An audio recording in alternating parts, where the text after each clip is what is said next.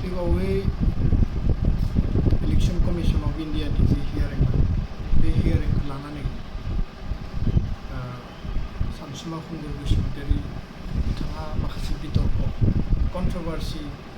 माखासे लाबोनायखौ जों नुनो मोनो। आं जास्ट बिथांनि माखासे जिखिनि कुइसन बिनि सायाव आङो रिप्लाइल' होनो नागिरदों। कन्ट्रभार्सिखौ एबसुआ आराम्भ खालायाखै, बिथाङासो आराम्भ खालामदों। आरो जों मालाबाबो बेबायदि कन्ट्रभार्सिखौ लुबैया। कनस्ट्राक्टिभ आरो पजिटिभ डिबेट आर्गुमेन्ट लजिक होनायाव जों मस्ट वेलकाम। दाख्लै बिथाङा जि स्टेटमेन्ट होबाय बिनि बेसिसाव माखासे स्पष्टीकरण जोंनिफ्राय होनाय जादों। आरो बिथाङा सासे इउटिउबारखौ लेंहरनानै आरोबाव माखासे एलिगेसन होदों। बेबायदि मुं सुलायनाय, हाद्रि सारलायनाय, हाब्रु सारलायनाया थारैनो गोसोआव दुखु होयो आरो लोगोसे आफादनि मान मर्यादाखौबो बबेबा नङा बबेबा लेभेलाव आघात होनाय जायो। दा बिथाङा जि आर्टिकेल 332 क्ल'ज 6नि बाथ्रा बुंदों, संबिधाननि आर्टिकेल 332 आरो 330 बे जिखिनि बिथाङा स्पष्ट बुंदों बेथ' संबिधानाव दङ। बेखौ लानानै जोंहा जेबो गोदानै बुंनो गोनां गैया बा डिमट थानो गोनां गैया। खिन्थु बाथ्राया जाहैबाय जे status of Bodoland territorial council बे बाथ्राखौ जों बयबो स्पष्टयै बुजिनो हायो। आरो गोनां जायोब्ला 6 शिड्युलनि इन्डियान कनस्टिटिउसननि जि 6 शिड्युल दङ बे हाजोनि थाखाय हिलनि थाखाय स्पेसियेल प्रभिजन मोनसे नर्थ इस्टार्न स्टेट्सनि थाखाय आरो सेन्ट्रेल इन्डियानि थाखाय 5th शिड्युल दङ प्रटेक्शननि थाखाय लेन्ड राइट पलिटिकेल राइट जि जाया मानो। नाथाय नर्थ इस्टार्न स्टेट्सआव आसाम, मेघालय, त्रिपुरा आरो मिज'राम स्पेसियेलि बेयाव 6 शिड्युलनि प्रभिजनखौ दोननाय जादों। शिड्युल 2003 सनाव सेप्टेम्बर दाननि 7 तारिखनि 2003 आव 44 अफ 2003 जि मोनसे एमेन्डमेन्ट एक्ट इन्डियान पार्लियामेन्टआव लाबोनाय जादोंमोन।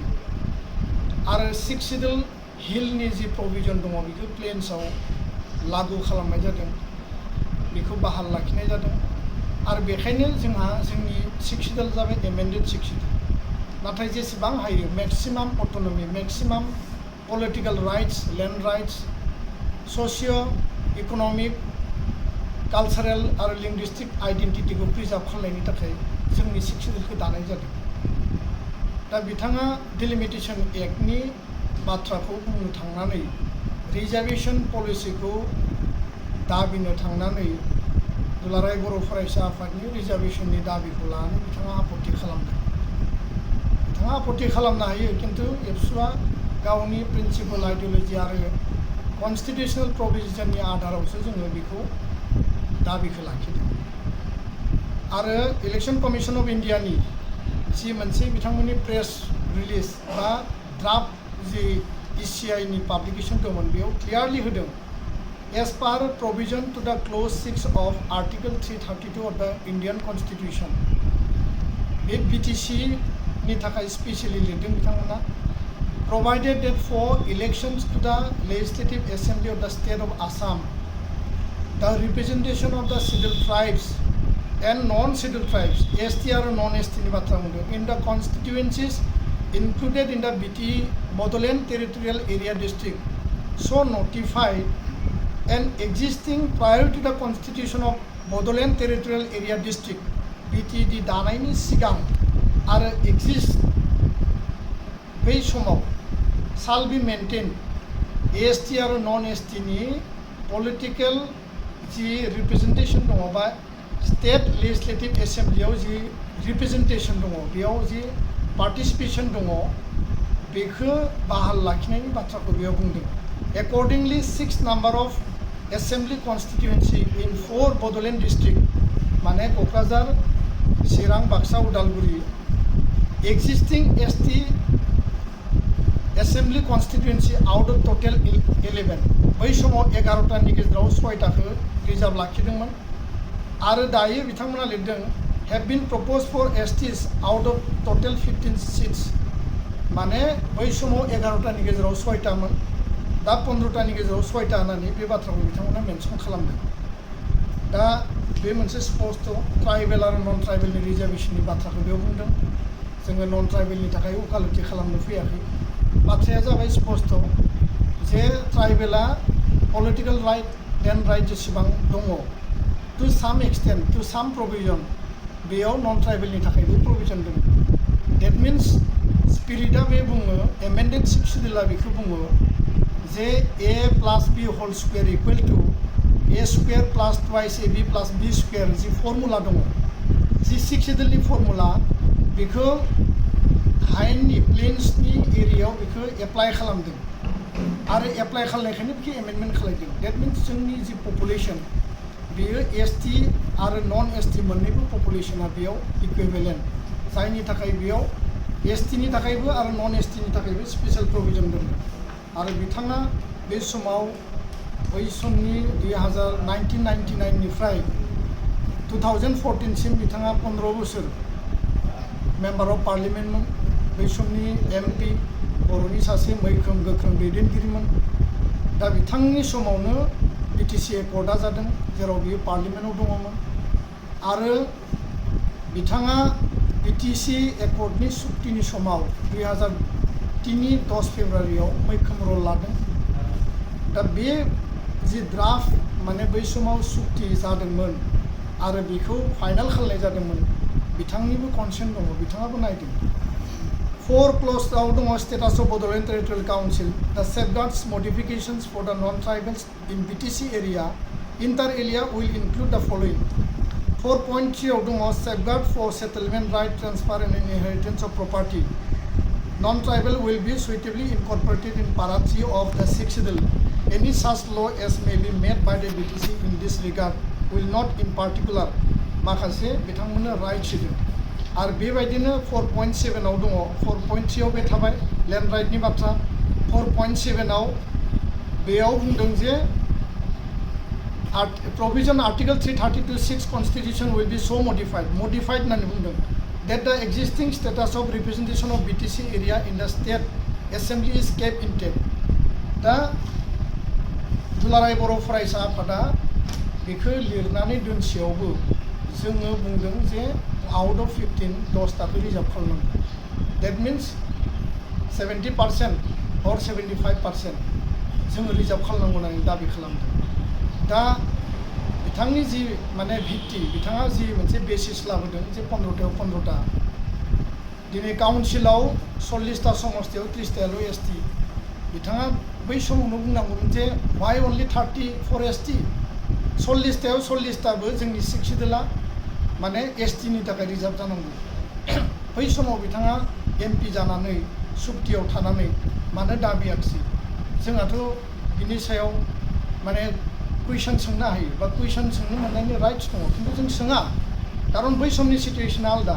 दिनै जोङो डिभाइड आसाम 50-50 बुंदों एखे समावनो बिथांमोना बुंदों बर' मोनसे ट्रेन्ड लाबोदों बर'नि आन्दलन जादों बेयाव माने कमिउनेल राइट जालांबाय बिथांमोना बुङो डिभाइड बिटिसि 70-30नि बाथ्रा पपुलेसननि माने बेयाव बाथ्रा पपुलेसना ट्राइबेलनियाव खमायाखै खिन्थु जोंनि जायगायाव इलिगेल माइग्रेसन जादों इलिगेल इनफिल्ट्रेसन जादों अबैध नागरिक फैदों दिनैनि समाव जुदि बिटिसि बिटिआरआव जुदि फार्स्ट एनआरसि बेयाव जुदि खालामनाय जायोब्ला दिनै बर'फ्रानो बा ट्राइबेलानो बेयाव लार्जेस्ट सिंगल मेजरिटि जागोन दिनैबो मेजरिटि खिन्थु जोङो ट्राइबेलफोरा बेयाव माने मेजरिटि जागोन खिन्थु दिनै इनफिल्ट्रेसन एनफर्समेन्टनि थाखाय जोंनि अबस्थाया बे दा बेखायनो बिथांखौ जों मालाबाबो माने हिउमिलेट खालामनो नागिराखै खिन्थु बिथाङा कन्ट्रभार्सिबो स्टार्ट खालामदों जों बिनि फिननाय होदों खिन्थु दिनै फिन बिथाङा सोरबा सासे इउटिउबारखौ लाबोनानै बिथाङा आरोबाव कन्ट्रभार्सिखौ आराम्भ खालामदों जोंथ' बुङाखै जे 1993आव बिथाङा सुक्ति खालामनानै सिफ जानानै मा कारनाव बनजारखौ खोमोरनानै लामा ससेनिफ्राय गायब जाखो जोंथ' बुङाखै बिनि उनाव एमपि जाबाय बिटिसि सुक्ति जाबाय बिटिसि सुक्तिनि टाइमाव बिथाङा हस्पिटालाइज जानानै लोमजानानै थाबाय सुक्तियावनो बिथाङा जेरैबायदि क'अपारेट होनांगौ बा जेरैबायदि बाहागो लानांगौ बेखौ लानाय जों नुनो मोनाखै जोंनियाव तथ्य दङ बिनि उनाव बड'लेण्ड आन्दलन एबसुनि आन्दलनाव बाहागो लाबाय 2020आव शान्ति सुक्ति जादों बिनि 1 बोसोर 6 मास सिगाङाव बिथाङा कमप्लिटलि बे आन्दोलननिफ्राय माने गायब जाबाय दा बेफोर बाथ्राखौ जोङो बुंनो थाङाखै बाथ्राया जाहैबाय मा जे जोङो संजमनि गेजेरजों जातिनि एजेन्डा जातीयताबादि चिन्ता माहारिनि थामोन्था रैखाथिखौ जों लांनांगोन आरो बेबायदि समाव बिथाङा दिनै बुंदों जे बर्मानि मिटिङाव जोंखौ मानो लिङाखिसै बर्मानि मिटिङाव जोङो बयखौबो आपिल खालामदों बयखौबो हांख्रायदों नोंथाङा सों राइटार एकाडेमिखौ जों लिंदोंना लिङाखैमोन खिन्थु बिथांमोना बाहागो लायाखै दिनै बिथाङा जि एबसुखौ ब्लेम होदों जोंखौ जेरैबायदि ब्लेम होदों बिथाङा दिनै एबसुनि मोजां हास्थायग्रा सुबुं नंगौना नङा आंहा सन्देह जायो खिन्थु बिथाङा सासे एबसुनि गागि गान्दारिमोन दैदेनगिरिमोन बेनिखायनो आंहा सन्देह जायो जे एबसु थासेयावबो पेरेरेल मोनसे फरायसा आफाद दानानै दिनै बिथाङा खामानि मावगासिनो दङ आरो एबसुखौनो चेलेन्ज होनानै खामानि मावगासिनो दङ दिनै बिथाङा अल इन्डिया नेशनेल लिग बड' माइबा आफाद दानानै दिनै हाबा मावगासिनो दङ जोंहा बादा गैया गाज्रि मोननाय गैया खिन्थु आफादनि उनाव आफाद गोदान गोदान जुदि आफाद जोनोम होयोब्ला बिनि एक्जिस्टेन्सा मा बिनि माने जि मोनसे इमेज बिनि जि मोनसे मर्यादाया मा जागोन दा बेखायनो जाय इउटिउबारखौ लानानै बिथाङा दिनै जोंखौ रायदों सोंखारिदों बिथांनि नेतृत्वआवबो मोनसे गोदान आफाद दानो हायो खारन बिथाङाबो खोब माने ससियेल मिडियायाव एक्टिभ आरो बेखौसो आङो खावलायगोन साजेस्ट खालामगोन दुलाराय बर' फरायसा आफादा 11 तारिखआव 13टा बर'नि माहारियारि आफाद आरो दोलोफोरखौ लानानै जोङो मेम'रेन्डाम होदों 11टा बाजियाव चिफ इलेक्टरेल अफिसार अनुराग गोयलनि माने आखायावनो जों जमा होदों बिनि रिसिप्ट कपि लानानै फैदों आरो बे कपिखौ दैथायहरदों 103 पेजनि जि मोनसे ड्राफ्ट पिटिशननि जि इलेक्शन कमिशना फोसावदों बे फार्स्ट पेजनि फोसावनाय बिनि उनाव बिथांमोना 131 पेजनि आरोबाव 18 तारिखनि मोनाबिलियाव पाब्लिश खालामदों जि फाइनाल आरो बिनि 125 पेजनि सिरियाल नाम्बार 7आव दुलाराय बर' फरायसा आफादा उदालगुरि लकसभा समस्ति दानांगौ 1 नम्बर दाबियाव दङ 2 नम्बराव बिटिआरआव माने एडिशनेलि 6टाया एसटि रिजार्भ जाबाय एडिशनेलि 4 रिजार्भ खालामबावनांगौ बिनि बाथ्राया लिरनाय दङ दतमानिफ्राय लानानै बिटिआरनि माखासे समस्तिखौ सिमाखौ सोलाय सोल' खालामनांगौ आरो बावखुंग्रि सोलाय सोल' खालामनांगौ गहपुरनिफ्राय लानानै ढेकियाजुलि गोबां आसामनि समस्तिफोरनि बेयाव क्लियार काट लिरनाय दङ बे बाथ्राफोरखौ तथ्य हिसाबै जों होनो हायो आरो बेफोरखौथ' खनले खनले बुंबाय थानांगौनि बाथ्रा गैया दा बिथाङा मा सानदों मानो बुंदों जोंथ' बुजियाखै खिन्थु माहारियाव बेबायदि बितर्क लाबोनायखौ जों लुबैया आरो कन्ट्रभार्सिखौसो स्टार्ट खालामखो जातिनि एजेन्डाखौ मावनायाव मानो जोंनि गेजेराव दिमत थालायनांगौ नोंथाङा जि एजेन्डाखौ लांदों नोंथाङा जिखौ दाबिदों जोंहा बेखौ कुइसन खालामनांगौ गैया जों जिखौ दाबिदों बिनि सायाव नोंथाङा कुइसन खालामनांगौनि खुनु प्रयजन गैया होननानै आं सानो खारन जोङो संबिधाननि आधाराव बेसिसावसो जों दाबिदों आरो बेखौ लानानै बर' हारिया नुगासिनो दङ बर' हारिनि मानसिफ्रा नुगासिनो दङ दा बेखायनो बेबायदि समाव दुलाराय बर' फरायसा आफादा